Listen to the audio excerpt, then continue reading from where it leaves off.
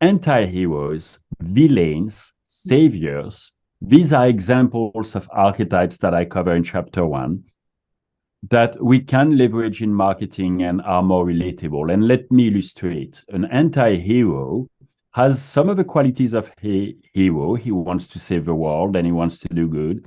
Yet an anti-hero is flawed. An anti-hero is challenged. So we can go back to a James Bond example, which we can all understand and relate to, whereby James Bond is a hero in that way that he wants to save the world, yet he's an anti-hero because he also has a problem with alcohol, and candidly, he also has questionable behavior with women, and he's an orphan, and he's widowed. And in that regard, we know that James Bond's hurting. We know that sometimes he's doing things that are very wrong, but we side with him because he strives to improve. And as such, the anti-hero in advertising and in marketing is very powerful. And similar things, and I detail all this in the book, similar things can be said about villains and saviors. Villains are sympathetic. When you watch a movie, when you read a book, very often you will end up liking the villain. And there are ways for us marketers to leverage those archetypes that are underserved, that are underused in marketing, to bring a different tone to marketing, a different tone to our advertising campaigns, to be a little bit more unique and ultimately more noticeable.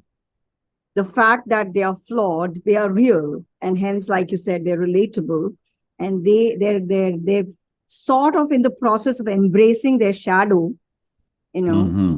which is very, very interesting. I mean, Batman, if we say the fact that he's constantly struggling with his shadows, his guilt and his sense of shame, etc. I mean, it's so relatable. And I request you to take some examples, if you feel, apart from James Bond, any marketing brands that have used the anti-hero. An example is Dove, and Dove has since 2015 or I think 2017 embarked on the Real Beauty Project. And in short, what Dove intends to do is to reveal people's real beauty, the authenticity of this beauty. And a recent example of a campaign is what Dove called the Reverse Selfie Project.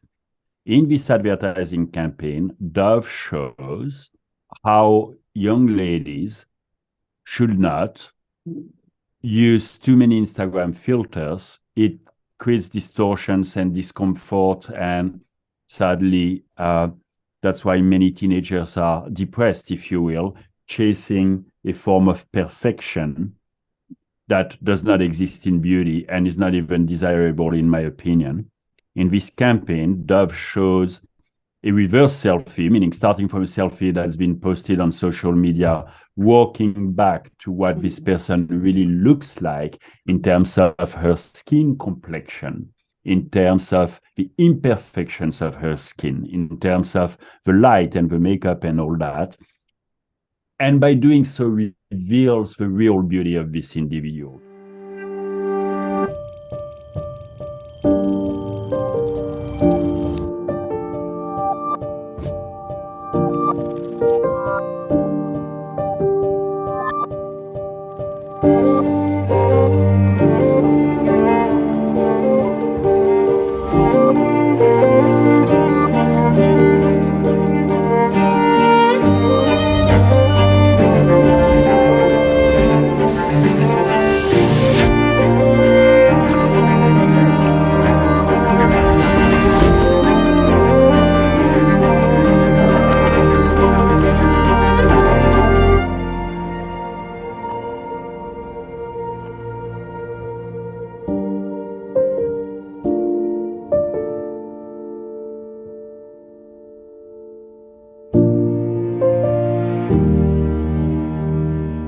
And that's an anti-hero move, if you will, because we reveal this unexpected and authentic nature of beauty in sharp contrast with the models we see on TV, in movies, and in advertisements all the time that look way too perfect because their physical features have been optimized, to say the least, thanks to photography and post-production.